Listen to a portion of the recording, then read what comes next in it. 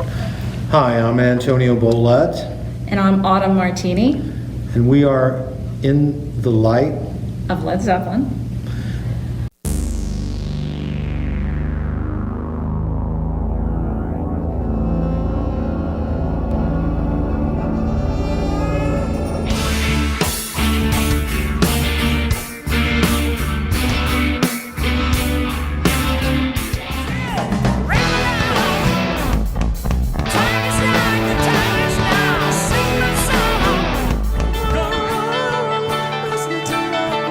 Side by side, wait the fight, the darkest of them all.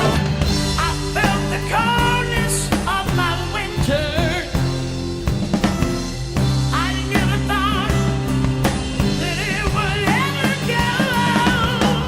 I curse the gloom that set upon us, upon us, upon us. And I know that I love you so.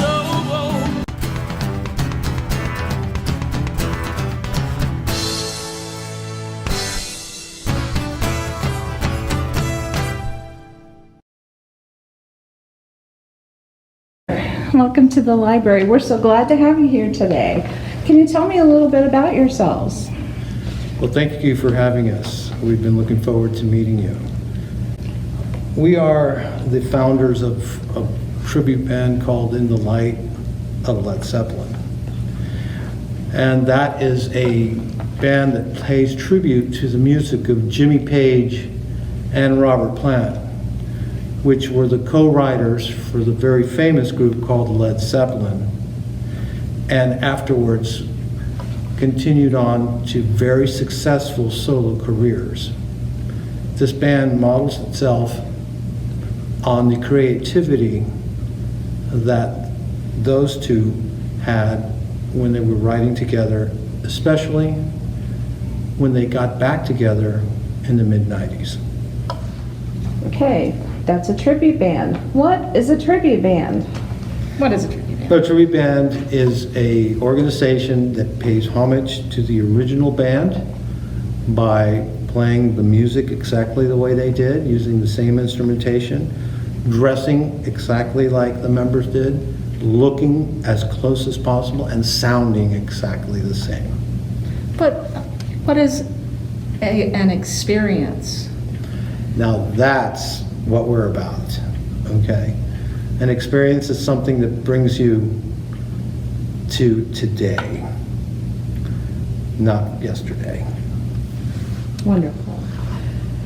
Now, what background do you bring to this? What musical background do you have? Autumn? Well, first off, my name is Autumn Martini. I am the bass player for In the Light of Led Zeppelin, which you might think, well, wait a second, there's a girl in the band, and Led Zeppelin didn't have girls, but this tribute kind of does a little bit more than just repeat the album. And we have men and women, and we have cello players and violin players, and we are a rock experience. We kind of bring our musical influences. I've been playing all my life, and we have some really great, fantastic musicians that are classically trained, formally trained, and we are. You can cut that. I can cut that. And what's your background, Antonio? So, my name is Antonio Bolet, and I am classically trained. I started out on piano as a little boy, very much in the heritage of my family, being a true Bolet. I hail from, and I'm humbled by it, the greatness of my great uncle Jorge Bolet, which was the world's most renowned interpreter of lieds and Rachmaninoff for the 20th century. So my family is either mathematics or music, and when you dissect music, it really is mathematics. After rebelling against classical piano so I could play guitar, I would transpose my classical guitar lessons onto a guitar. And I've been doing that ever since, and that was since I was about 8 years old. Now, why did you select Led Zeppelin as your tribute band? Well, personally identified very much with the writing style and the approach to guitar playing that Jimmy Page has. I like the integral parts of the timings, along with the instrumentation, allowing each individual instrument to kind of play its own thing and still remain within the sequence of the music. The music sounds simple, it's pleasing to the ear, but it's not simple. And that's why I chose it from a music point of view. From a marketing point of view, I found that it is the biggest band that has ever hit the world. Being a Beatles fan as a kid, learning about Led Zeppelin as I was a teenager, and playing that music even while it was being written, I thought it would be the wise choice. Now, Antonio, I have seen you play before. You have more than one guitar. How many guitars do you have? Well, on tour, okay, let's limit it to, typically we'll take 14 or 16 instruments on tour. Wow. And you're going to ask why, and it's not because I'm not satisfied with one instrument or I want to show off instruments. It's because I use different tunings and I use different instruments that have different voicings. And that brings to the authenticity of the music that I'm portraying. Autumn, do you think the band sounds a lot like the original band? And if so, what do you do to help recreate that sound or help keep the original as part of the experience while still bringing your own to it? Well, I think that the important part of being in a tribute band to the music of Led Zeppelin is staying true to the format, the formula, and the note. With that in mind, we studied our mentors and how they evolved over time. And if you go back to the 90s, they actually reinvented themselves and they recreated their music in their own light.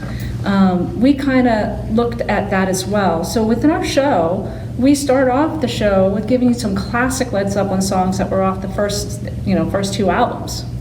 Then we evolve the show and we take you through these experiences and reinventions that they did, but also giving a little bit of ourselves. So we kind of treat the music as something that you could really love to hear, you're familiar with it, but it's also something that's a little bit different and it fits today. So we may actually not play with the classic amp, like the bass actually has more of a Mesa Boogie sound, so it's a big and heavier. And it fits the style of music and it fits today. So it's kind of this journey, and we do really pay attention to the structure of the song and not to change it to what was really written.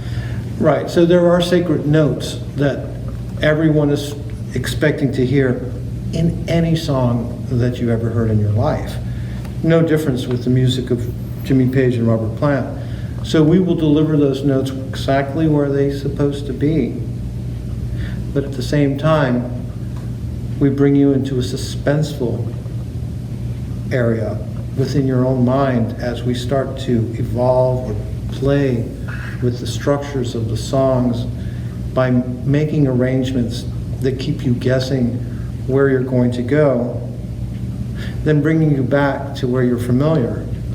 So what happens is you get that really neat feeling you got when you first opened the album or you first heard the song. It's thrilling, although you probably forgot how that felt because you heard the song 1,000 times. So what we do is we just add that more structure to it, the same way that Page and Plant did in the 90s. And now you have that initial thrill, that new feeling, and you're off into another dynamic which stimulates the brain in a different way, very similar to the original way. And at the end of the concert, you leave exhilarated by having had an opportunity to reminisce and to experience something new. Now, how did you come up with the name In the Light of Led Zeppelin? Actually, it's one of a very popular song that they've written. So if you've ever heard the song In the Light, it has really great lyrical meaning. But besides that, we wanted to take this music to different places and new levels, and we wanted to be more about showing you what Led Zeppelin could be in their light or in the light of, because they brought so many different styles and so many versions, and we wanted to be able to give that freedom to their music. Do you know how many Led Zeppelin tribute bands are out there? Are there a lot? I think there's one on every corner in every city. Absolutely. Yeah, but I think there's a lot of tribute bands out there that feel the need to look like the tribute band, to sound like the album. And they're all competing with each other, which is great. You can go and see that experience, and you want to relive the album and feel like you're really seeing them. In the Light is not that. We have 7 members. We have male and female, cello, electric violin, and we want to give you what it sounds like when you go back to the classics, but we want to take you on a whole new journey and give you something really exciting. And again, it's very similar to what Jimmy Page and Robert Plant did in 1994 through 1998. They became a tribute to themselves in the 70s and evolved. I've had the mindset since I put this band together of breaking away from that mold of this traditional tribute band. Some of us may look like some of the members of the band at one point or another when we're on stage. That may give a reminiscent sensation to the people that are watching. The tonalities are very similar, but by no means are we a replica of the album version of songs or in the look-alike components. We've done that on purpose, which has set us on a very unique part of this entire market. What is your favorite Led Zeppelin song to play? Wow, what is our favorite? Oh, it depends on the moment.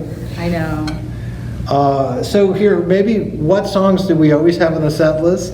Okay, and I can't really narrow it down to one. And I'll let Autumn answer on her end because her approach to her instrument is very different from mine. I love 10 Years Gone because it moved me so much when I was just a little boy and I heard it, and now I'm playing it, with a symphonic approach. As much as I love, and it's obviously one of the favorites, The Song Remains the Same, which I thought was foreboding to play when I was little. I'm like, how did they come up with that? And even when I approached it to learn, I'm like, oh my God. And I think one of my favorites to play is probably Over the Hills and Far Away, because it reminds me of being in the back seat of my mom and dad's car, and that music was on the radio. And I would ask them to turn it up because it just was so fantastic. So that's me. I don't know about all. I think that Heartbreaker never gets old. I don't know what it is about that song, but it will never just become cliche. It always has so much power. My favorites are also, I love Stairway to Heaven, I love Kashmir. But when you are in a tribute band, especially in the light of Led Zeppelin, you always hear something new. When I'm going down the street and I'm listening to Stairway come on, I go, oh my God, I heard something I never heard before. And I'll rewind it, and and it evolves. And so if you let something just be the same, it has a tendency to not be exciting to you anymore. And Stairway to Heaven, as many times as it's been played, it never gets old, and I always find new things to play and make it great. And we scored a really cool symphonic part to it, which makes it even more bombastic, I think is the word. It's similar to what you hear at the Kennedy Awards when they played homage to Jimmy Page and Robert Plant, John Paul Jones, and John Bonham. And all of the musicians got together and they wrote some really nice symphonic parts. So we took that because you could see Robert Plant welling up. They were all very moved, so I wanted to take the best that I could to pay homage to that. Okay, is there any particular Led Zeppelin song that you're tired of playing? I know I love Stairway to Heaven. It's my favorite. I know you cannot do a show without Stairway to Heaven. Correct. But do you ever get tired of the same song? Well, we don't necessarily get tired. If it gets to a point where it gets mundane, we'll try to see if we can reinvent it, change it up a little bit.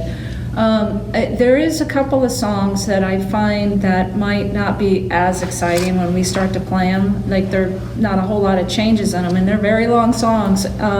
Trampled Underfoot is an amazing song, and it's such a dance song. People kind of like to get up and do a little jig to it. But as a musician, it's the same thing over and over and over again, and it tends to wear on you. It's like, okay, this song's not gonna end. Yeah, but I like it. Okay, I have fun with it because it's like it's the timing, the energy that changes. I know. And Honestly, I think that whenever we feel that we maybe are overplayed on a song, we'll just drop it from the set list for a year, Yeah. or two, and then we'll bring it back, and then, oh my God, it's all this energy again. Yeah. Have you ever heard from the real band? Have they ever seen you play? Oh, well, okay. I Well, know. we've got a couple of stories about this. Have we ever seen them play? Well, when Robert Plant came out with Carry Fire, he released his tour only in Europe. And I remember making a joke on Facebook, and I said, hey, let's go to Scotland and see Robert Plant. And the rest of the band was like, okay. And I was like, So you know yeah. what? This is a trip of a lifetime. So on the opening tour, first show, we flew out to Scotland, Yep. and we decided to go catch Carry Fire with Robert Plant. It was amazing. It was absolutely amazing. First time ever seeing him. But there's even a better story, and I'll let you talk about that. Well, way back a little bit, as we were incorporating members of the band, we found out that we actually got the blessing of Jimmy Page to do this music and to continue forward in the genre and format that we decided to do, which is kind of nice. Thank you.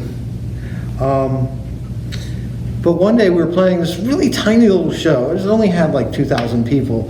And it's basically in the backyard of where our band house is at. And it's a place that I've played for the last 10 years. So we would go, and we do it just because it's our neighborhood kind of thing. It's kind of a big deal for the local area. And we're out having dinner with some friends, and we're talking, and there's a gentleman sitting next to me, and he keeps looking at me, and he says, hey, you're in a rock band. I'm like, yeah, I am. He goes, oh, I know you. In fact, you're in the light. I'm like, I am. He said, I've gone all over to see you. I said, he was a fan. And he says, the one day that you're playing at this place that I'm telling you, that about 2,000 people, small place, close to band house. He says, I'm sitting up, I'm in the back, and radio station's there and all that, and a big publicity thing. And they were our friends, all of us. And he said that this gentleman, kind of slender, with gray hair, comes up, and he's watching us play. And he turned around and he looked at him and he said, are you Jimmy Page? And he said, yeah, I am, And then he walked away. And I'm like going, oh my God. And first thing I'm like, did I play okay? So that was an interesting story and an interesting event. So Jimmy Page was in the audience. Yeah, I know, right?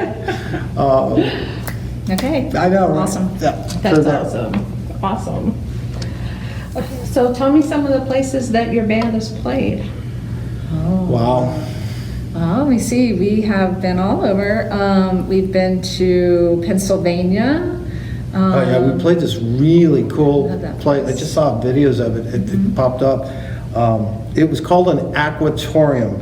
So it was like a stadium on one side, and then docks or boats were docked Yeah, all that around was each a other. lot So, of fun. and the whole middle of the, it was like, think of a football field with water on one end and the stadium seats, and the whole sea of people in the middle. The stadium was full of all these boats. It was a really nice thing. Yeah. That was cool. And That's we've cool. done New York a lot, and we've done New Jersey and the Carolinas, lots of Florida. We went to you know, Midwest. Yeah, all the, up and down the East Coast a lot. Mm-hmm. Yeah, that's what we, you know, our stomping grounds. Where is your band based? Where's home base? I would say that we're a Florida-based band. Okay. South Florida, right? Yeah, South Florida. Okay. Let's see. Although members are from all over, okay? Yeah. So, you know, we do meet to rehearse in South Florida. Okay. What advice would you give to someone if they wanted to be a part of a tribute band? How would they get started? I would tell you, someone who wants to learn to be in a tribute band, what's involved. You really have to study the artist that you're portraying. I want you know to learn every move that they do on stage, to every note that they play, and listen to it. Like, put the music in your car and let it go, and just don't take it out of your car, which I did for a whole year. I listened to Zeppelin for an entire year, and live it. Watch it on YouTube. If you're a singer, I think one of the biggest things that singers miss is that they can sing really great, but when it comes to performing, they really miss being, you know, that person. I think you really have to look at past the vocals. Look at what the singer does when they're not singing. Where are they on stage? How are they holding themselves? Look at the band. How are they holding themselves on stage? What's going on in between? How do they communicate? And just really, it's about studying and just learning. It's not just studying, it's becoming it. If you are going to pick up the instrument, learn that instrument inside and out. Become one with the instrument, become a classical player, okay? Take it to every extreme you possibly can. Then the artist that you're going to play tribute to, play the song again and again and again. Remember, the artist that wrote it, spent maybe 3, 5, 7 weeks writing it, performing it for some time, and stopped. As a tribute artist, you're going to play it again, and eventually you'll become much more of that song than the original artist did, because of the amount of time and dedication that you've given to it. And that is what you need to do. You need to understand it. You need to be able to answer any fan that comes up to you about a question about some detail within the band that you play tribute to. If not, you're just a hired gun, okay? And those are a dime a dozen. Excellent. No, Is there anything else you want to say, or is there anything, Well- is there anything I should ask you? You're the expert. what can I always want to say something about this band, because Yeah. this has been a dream of a lifetime for me, okay? Being, from a musician's point of view, from the little boy who really liked to play, from the person who likes to be on stage and perform, I found the band that I've always wanted to be in. And, you know, this is my creation, and it's like, I'm very happy. Let's put it that way. So when you come to my concerts, you come to our concerts, you come to your concert. It becomes this great big ball of energy, and it keeps going. And the fans, you know, you guys are awesome. And it's this brotherhood that happens. And then there's other really, really good Zeppelin bands, and we've become really good friends. And it's just, we're brothers in this, and brothers and sisters, you know. And, you know, the fact that we can keep making this beautiful music going forward. I mean, these are classics now, you know. It's like listening to Rachmaninoff, you know. It's like, here we go. So, yeah. Yep. I would like to share that we created an album. We called it Pompeii Sessions. and we recreated the music of Zeppelin. We released it 3 years ago, and it's become very popular. You can get it on any of the music apps like iTunes and Spotify, and it's called Pompeii Sessions.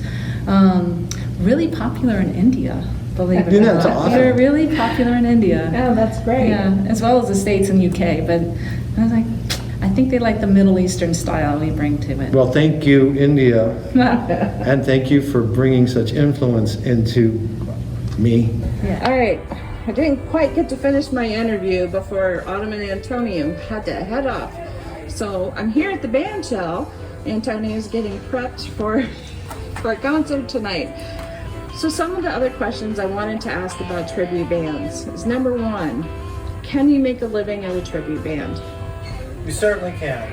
If you do it like a business and you run it like a business, you can definitely make a living doing it. Do you have a day job? As a matter of fact, I do have a day job. What would that be? So I am a physician. I work in ophthalmology, so I'm an ophthalmologist, and that's what I do. I see lots of patients. I manage a very big ophthalmology practice, which allows me to go off and do tours. That's wonderful. So would you recommend that when someone starts out, to keep their day job until they've got an actual business? I think you should always keep your day job no matter what you do as a musician, because things up and down. I had a choice before I went to med school to be a full-time musician, and I was getting calls from very, very big bands to play with them. But I saw that you would be on a tour for a year or two, and then you wouldn't be on a tour for a while. You would be able to do recording, but that is up and down. So I would always rely on a day job until you are an established organization. That's my advice. Thank you very much, Antonio. It's nice to see you. Thank you. I want to say thank you very much for inviting us to meet with you.